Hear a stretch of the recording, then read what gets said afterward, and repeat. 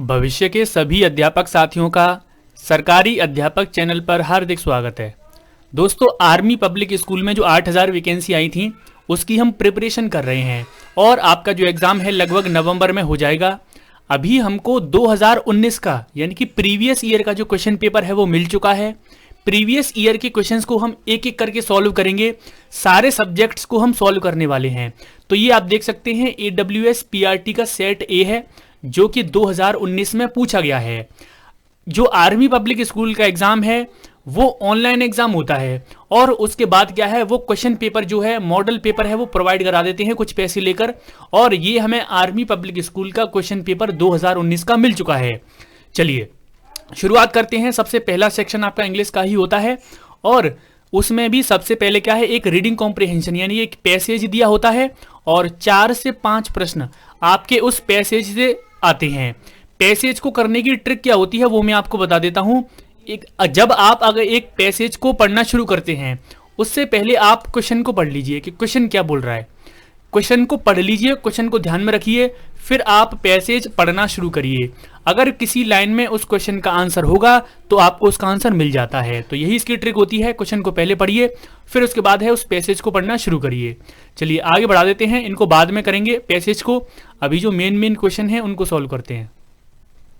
ये आपके सामने आप देख सकते हैं 4 से 5 प्रश्न हैं जो आपके पैसेज से आए हैं। इसके बाद जो पहला प्रश्न है उसके बाद वो आपका एंटोनिम का पूछा गया है। इसमें पूछा गया है कि आपको अपोजिट मीनिंग बताना है, अपोजिट वर्ड बताना है। किसका? डिस्कमोड का। अब किसी भी वर्ड का आपको अपोजिट बताना हो या फिर सिमिलर वर्ड बताना हो तो उस वर्ड का मीनिंग आपको पता होना चाहिए।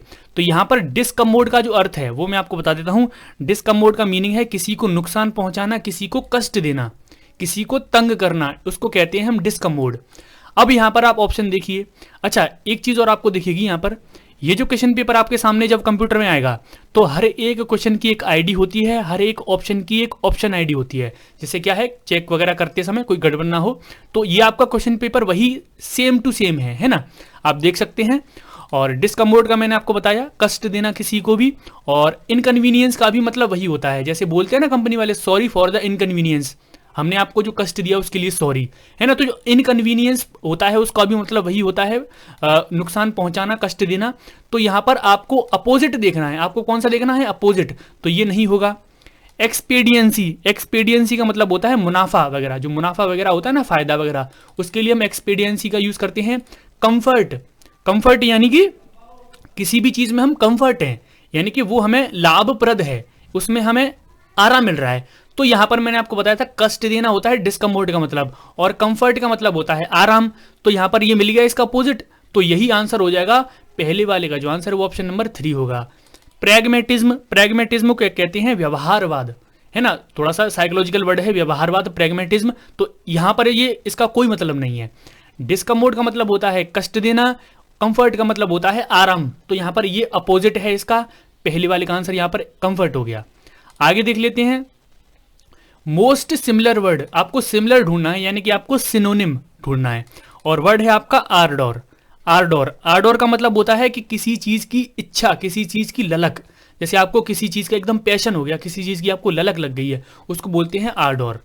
अब इसका आपको सिनोनिम ढूंढना है। पोर्शन, पोर्शन तो कहते हैं किसी भी एक छोटी सी कोई भी चीज है उसका एक पोर्शन, उसका एक छोटा सा भाग, उसको पोर्शन कहते हैं, है ना। उसका किसी भी चीज का कोई पार्ट है उसको हम पोर्शन कहते हैं।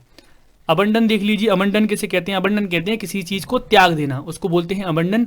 एक्यूट किस चीज को कहते हैं? तो एक्यूट कहते हैं एकदम फास्ट, कोई भी चीज अगर फास्ट है तो उसको बोलते हैं एक्यूट है। अब यहाँ पर ऑप्शन देख लीजिए, फोर्थ वाला पैशन। तो मैंने आपको बताया आर्डोर का मतलब होता है किसी चीज की ललक, और पैशन का भी मतलब वही होता है। और यहाँ पर आपको सिनोनिम पूछा गया था, तो सिनोनिम आर्डोर का क्या होगा? पैशन। 2 वाले का आंसर हो जाएगा 4। आगे बढ़ते हैं। यहां पर आपको एक सेंटेंस दिया है, इसमें आपको एरर फाइंड करना है। अगर कोई एरर नहीं है तो आप नो एरर पर लगाएंगे, वरना इसके अलावा यहां पर देखिए कोई एरर तो नहीं है ना। अब देखिए इसको, देखिए इसमें क्या है, सेंटेंस ये है रिग्रेटफुली, यानी कि रिग्रेटफुली बोला गया है कि profits earn by your company, आपकी कंपनी के द्वारा जो प्रॉफिट अर्न किया गया, fail by 20% last year. Last year क्या है वो 20% से गिर गया है। डिस्पाइट हायर सेल्स के बावजूद भी क्या है, आपका जो प्रॉफिट है वो 20% से गिर गया है। तो यहाँ पर मैं आपको आंसर बता देता हूँ, ये आपके ऑप्शन दिए गए हैं कि कौन से पार्ट में आपका एरर है। तो यहाँ पर एक रिग्रेटफुली वर्ड है, इसकी जगह पर हम यूज़ करेंगे रिग्रेटिबली। रिग्रेटिबली होता है जैसे कहीं हम अफसोस जाहिर करते हैं, रिग्रेटफुली का मतलब होता है कि किसी ने जानबूझकर ये प्रॉफिट गिरा दिया है, उसके लिए हम खेद व्यक्त करते हैं रिग्रेटफुली। लेकिन रिग्रेटिबली स्पेलिंग सेम है, मैं आपको बता देता हूँ, REGRETTABLI, रिग्रेटिबली। रिग्रेटिबली का मतलब होता है कि अफसोस जाहिर किया जा रहा है, और वो रिग्रेटिबली जब यूज़ किया जाता है कि जब एक पार्टिकुलर इंसान जानबूझकर ये नहीं करता, तो जो प्रॉफिट है वो गिर गया है, जानबूझकर तो नहीं किया गया। तो यहाँ पर एरर होगा ऑप्शन नंबर ए में, आंसर होगा आपका ऑप्शन नंबर ए, रिग्रेटफुली नहीं होगा, रिग्रेटिबली होगा। आगे देख लेते हैं अगला क्वेश्चन क्या कह रहा है। अगला क्वेश्चन कह रहा है despite having passed out from school over 10 years, यानी कि हमें इसमें क्या करना है, हमें मीनिंगफुल करेक्ट करना है। ये जो आपका अंडरलाइन किया गया है सेंटेंस में ये अंडरलाइन किया गया है, इसको हमें ठीक करना है। तो डिस्पाइट हैविंग, यानी कि हैविंग इस passed out from school over 10 years, यानी कि 10 साल पहले पास आउट होने के बावजूद मोस्ट स्कूलमेट्स, जो स्कूलमेट्स होते हैं, has kept touch with each other, एक दूसरे के साथ क्या है, टच में रहते हैं। तो हमें क्या होगा यहाँ पर, हैज़ केप्ट टच्ड विद की जगह पर क्या हो सकता है, are kept touched, have kept touched, had kept in touch, या फिर कीप टच्ड। देखिए टच में रहना, किसी के टच में रहना तो बोलते हैं कि had keep in touch. In touch आपने देखा होगा कि किसी के टच में रहने की बात आती है तो इन टच बोलते हैं, in touch with each other, यानी कि स्कूलमेट्स कैसे हैं, एक दूसरे के टच में हैं। तो यहाँ पर टच विद नहीं होगा, इन टच होगा। देख लेते हैं इन टच के कितने एग्जाम्पल में है, कितने ऑप्शन में है। Are kept touched, have kept touched, had kept in touch, keep touched. देखिए थर्ड वाले ऑप्शन में देखिए इन टच आ रहा है, तो आपको यहाँ पर इन टच दिख गया है, और आपको पता है पास्ट की बात हो रही है तो हैड केप्ट आएगा, है ना, had kept in touch with each other, है ना। तो आंसर हो जाएगा ऑप्शन नंबर 3। आगे देख लेते हैं, आगे दिया है, इसमें क्या है, आपको ईडियम फ्रेज बताना है। सेंटेंस आपके सामने है, इसमें आपको ईडियम और फ्रेज बताना है। इस ईडियम फ्रेज का मतलब बताना है lives by his rights, lives by his bits, lives by his wits है। I think the fellow lives by his wits, तो यहाँ पर दिया गया है। तो आपको इसमें ईडियम फ्रेज का मतलब बताना है, has settled means of subsistence, has no settled means of subsistence, very rich या फिर वेरी पुअर। ये जो आपको लिव्स बाई हिज विट्स जो दिख रहा है ईडियम फ्रेज, इसका मतलब क्या है वो आपको बताना है। देखिए लिव्स बाई हिज विट्स का मतलब होता है कि जीवन निर्वाह करना, सरवाइव करना। एक तरह से इसका मतलब होता है कि अपने आप क्या है, मेहनत करके या फिर जैसे भी तरह से अपने आप को सरवाइव करना, इसका मतलब होता है। और has settled means of subsistence, यहाँ पर सब्सिस्टेंस का मतलब भी क्या होता है, गुजारा करना, सरवाइव करना। तो यहाँ पर आई थिंक द फेलो जो है लिव्स बाई हिज हिट्स, यानी कि वो सरवाइव कर रहा है, और has settled means of subsistence इसका मतलब भी सेम ही है ना। तो आंसर हो जाएगा 9 वाले का ऑप्शन नंबर ए, आप देख सकते हैं ये आंसर है, has settled means of subsistence, यानी कि वो क्या है, अपना जीवन निर्वाह करने के लिए, अपना गुजारा करने के लिए सेटल हो चुका है ना। इसका मतलब भी वही है, लिव्स बाई हिज विट्स। आगे देख लेते हैं, आपको पैराजम्बल्ड वर्ड दिए हैं, रीअरेंजमेंट करना है आपको, इनको आपको लाइन में लगाना है। अच्छा चलिए, ये है पहली लाइन, इन पुअर कंट्रीज, इन पुअर कंट्रीज। अच्छा फिर ये दिए हैं कि ABACBD होगा, BACD होगा, BDAC होगा, या फिर BDCA होगा। चलिए देख लेते हैं, इन पुअर कंट्रीज क्या होगा, लोकल फॉरेस्ट आर। अब ऐसा तो नहीं in poor countries for cooking, यहाँ से शुरू हो गए ना, इस in poor countries to produce, तो ये भी नहीं बन रहा। बीइंग डेसिमेटेड इन ऑर्डर, ये भी नहीं बन रहा। In poor countries local forest are, जो पुअर कंट्रीज में जो लोकल फॉरेस्ट होते हैं, local forest are being decimated, यानी कि पहला हमने कौन सा लिया था, हमने लिया था बी, फिर उसके बाद हमने कौन सा लिया है, डी। आप याद रखोगे BD, being decimated in order to procure firewood, in order to procure firewood for cooking, ये हमारा बन रहा है। ठीक, जो सेंटेंस है वो हमारा बन रहा है, in poor countries local forest are being decimated in order to procure firewood for cooking, तो हमारा बन रहा है BDCA। ए। देख लेते हैं BDCA कौन सा है। AC BD ये रहा, BDAC BDCA, तो हमारा कौन सा बन रहा था, BDCA। तो आंसर हो जाएगा ऑप्शन नंबर 4, 6 वाले का ऑप्शन नंबर 4 आंसर हो जाएगा, है ना। चलिए आगे देख लेते हैं कौन सा दिया है। आगे भी आपका एक ईडियम फ्रेज दिया है। ईडियम फ्रेज में आपसे ये पूछा है, she was so intimated by the presence of the school principal. वो कैसी थी, इंटीमेटेड थी, किसकी वजह से, स्कूल के प्रिंसिपल की प्रेजेंस की वजह से। That she forgot her memorised line, वो अपनी मेमोराइज करने वाली जो लाइन थी वो अपनी लाइन भूल चुकी है। And started to beat about the bush, जैसे कोई अपनी लाइन भूल गया है उसके बाद उसने क्या स्टार्ट कर दिया, to beat about the bush. To beat about the bush का आपको इडियम फ्रेज बताना है कि इसका मतलब क्या होता है। To run around a near by bus in fright, to talk indirectly without coming to the main point, to stammer, to tap feet in despair. बताइए नीचे कमेंट्स करके आंसर क्या होगा। चलिए मैं आपको बता देता हूं। To beat about the bush का जो इडियम फ्रेज है ये, इसका जो मीनिंग होता है वो होता है कि बात को इधर उधर घुमाते रहना, मेन पॉइंट्स पर नहीं आना। तो यहां पर आप सेकंड ऑप्शन में देख सकते हैं, to talk indirectly without coming to the main point, यानी कि मेन पॉइंट पर नहीं आना है, इधर उधर की फालतू बातें करनी है। तो यहां पर आंसर हो जाएगा ऑप्शन नंबर 2, है ना। चलिए आगे बढ़ते हैं। A sentence have be given active voice, यानी कि एक्टिव वॉइस दिया गया है, आपको इसका पैसिव वॉइस बनाना है। एक्टिव वॉइस में क्वेश्चन ये है कि some boys were helping the wounded man, some boys were helping the wounded man. आपके ये ऑप्शन है the wounded man was being helped by some boys, बिल्कुल सही है। The wounded man was helped, देखिए एक चीज देखिए, वॉज वर IMR, ये जो हेल्पिंग वर्ब हैं इनके बाद हमेशा एक्टिव पैसिव वॉइस में बीइंग आता है, बीइंग। और आप देख सकते हैं बीइंग किसी में भी नहीं है ना। पैसिव वॉइस में आप देख सकते हैं वॉज बीन हेल्प्ड बाई, तो बीन नहीं आता है, बीइंग आता है, बीइंग BEING। तो केवल पहले वाले ऑप्शन में है और आंसर ये आपका क्या है, पहला वाला ऑप्शन में है, the bounded man. The bounded man was being helped by some boys. चलिए आंसर हो गया ये आपका। आगे देख लेते हैं। करेक्ट डायरेक्ट सेंस, आपको करेक्ट करना है, ये डायरेक्ट सेंटेंस है, आपको करेक्ट करना है। She said to me that she had visited Oxford University the previous day. तो आपको ये सही करना है, डायरेक्ट सेंटेंस है। और एक चीज आप जानते हैं, डायरेक्ट सेंटेंस में प्रीवियस डे को क्या बोलते हैं, येस्टरडे, यानी कि येस्टरडे को क्या बोलते हैं, प्रीवियस डे। तो आपको ये डायरेक्ट में चूज करना है। चलिए आप देख लेते हैं, प्रीवियस डे को येस्टरडे किस किसने बोला है, इसने बोला है, इसने बोला है, लेकिन इन दोनों ऑप्शन में नहीं है। तो ये तो हमारे दोनों ऑप्शन कट गए, 3 और 4 वाला कट गया। अब देख लेते हैं, she said to me that, she said to me, फिर comma inverted comma, I had visited Oxford University this Saturday. तो देखिए हैड नहीं आएगा, हैड क्या है, इनडायरेक्ट में चेंज करने के बाद आता है, लेकिन यहाँ पर क्या है, हमें डायरेक्ट में ही चेंज करना है। डायरेक्ट में हैड नहीं आता, डायरेक्ट में क्या होगा, विजिटेड होगा, क्योंकि पास्ट इंडेफिनिट यहाँ पर दिया गया है और पास्ट इंडेफिनिट को ही हम ये जो पास्ट परफेक्ट है उसमें चेंज करते हैं। तो बाद में चेंज किया गया है, हम डायरेक्ट में बनाएंगे तो उसको क्या होगा, विजिटेड होगा। और इसमें येस्टरडे भी है, तो आंसर हो जाएगा option number 2, she said to me I visited Oxford University yesterday, है ना। तो 9 वाले का आंसर हो गया 2। आगे देख लेते हैं।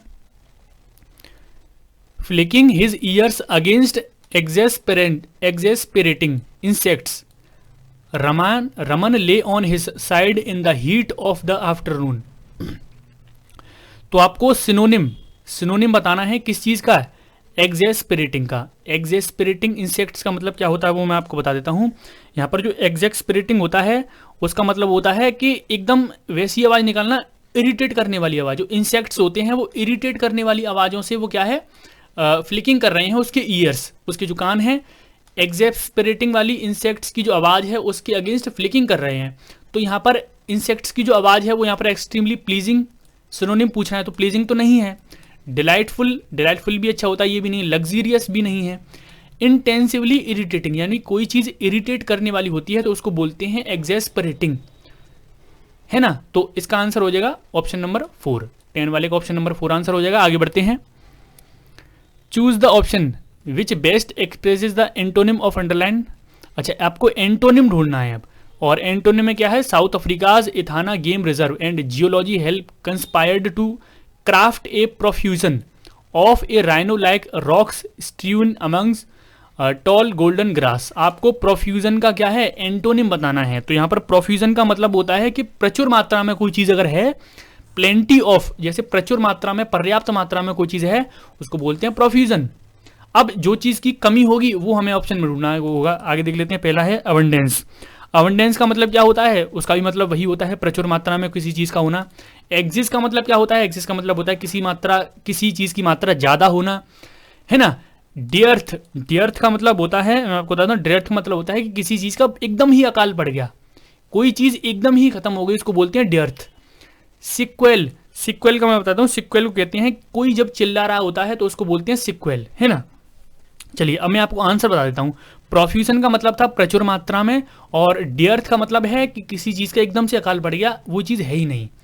तो आपको क्या ढूंढना है, इसमें एंटोनिम ढूंढना था, है ना। और प्रोफ्यूजन का एंटोनिम होगा आपका डेर्थ, है ना। तो ये ऑप्शन नंबर 3 आंसर हो जाएगा। आगे बढ़ते हैं। Select the most effective pair. अच्छा, यहाँ आपको ये फिल इन द ब्लैंक्स दिया है, इसमें आपको पेयर यूज करना है।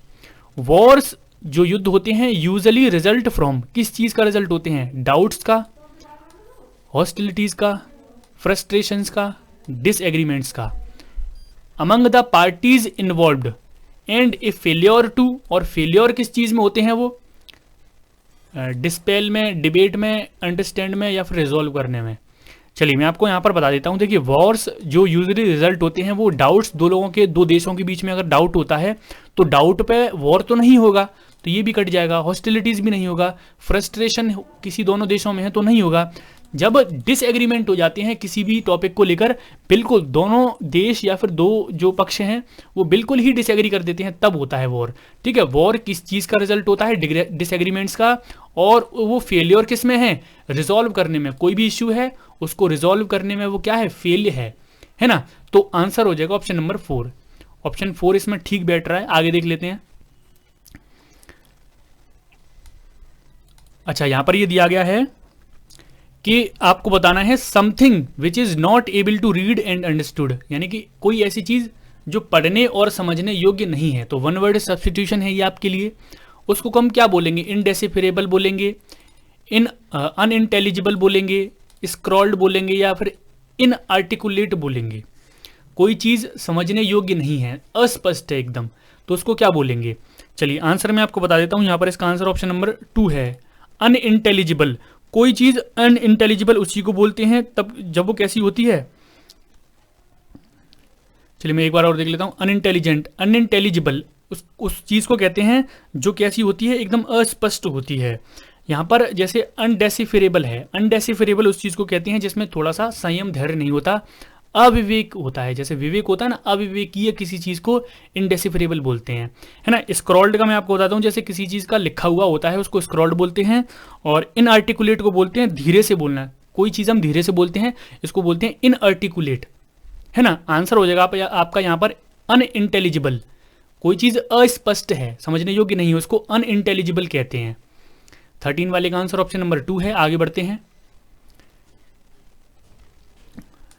ये दिया है, इसमें आपको इंप्रूव करना है, इंप्रूव करना है। Have died of swine flu, many a man have died of swine flu. बहुत सारे जो लोग हैं वो किस चीज़ से मर गए हैं, स्वाइन फ्लू से।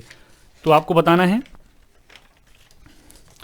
देखिए मैनी ए मैन, अब बहुत सारे स्टूडेंट इसमें कंफ्यूज हो जाते हैं कि यहाँ पर मैनी लग गया, लेकिन यहाँ पर ये सिंगुलर होता है। एक चीज़ आप याद रखना हमें ना, मैनी ए मैन, ये जो पूरा वर्ड है ये एकदम पूरा सिंगुलर है, और सिंगुलर के साथ क्या आएगा, हैज़ आएगा।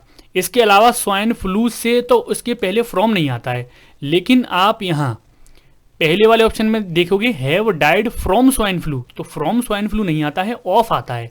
किसी भी डिसीज से जब डेथ होती है तो उसके पहले हम ऑफ लगाते हैं, तो ये कट गया। Has died of swine flu, तो ये हो सकता है बिल्कुल सही है, हैज़ आएगा, क्योंकि वो क्या है, मैनी ए मैन सिंगुलर है। तो 14 वाले का आंसर यहाँ पर सेकंड होगा। तो 2019 के क्वेश्चन पेपर जो था आर्मी पब्लिक स्कूल का, उसमें टोटल 14 ये और 5 वो, तो लगभग 19 या फिर 20 आपके क्वेश्चन इंग्लिश से पूछे जाते हैं। इसके बाद आप देख सकते हैं मैथमेटिक्स के क्वेश्चन हैं। नीचे मुझे कमेंट्स करके जरूर बताना कि इसके लिए जो मैथ है वो भी मैं आपको कंप्लीट करवाऊं या फिर नहीं करवाऊं, है ना। मैथ्स, रीजनिंग, जीके वगैरह बहुत सारी चीज़ें हैं, मैं पूरा कंप्लीट करवा दूंगा। नीचे कमेंट्स करके मुझे जरूर बताना। तो दोस्तों ये आर्मी पब्लिक स्कूल का 2019 का क्वेश्चन पेपर था। उम्मीद करता हूँ आपको ये वीडियो पसंद आई होगी। इसको लाइक करें, शेयर करें, पहली बार तो चैनल को सब्सक्राइब जरूर कर लें और बेल आइकन को भी ऑल पर सेट कर लें। आज के लिए इतना ही, धन्यवाद।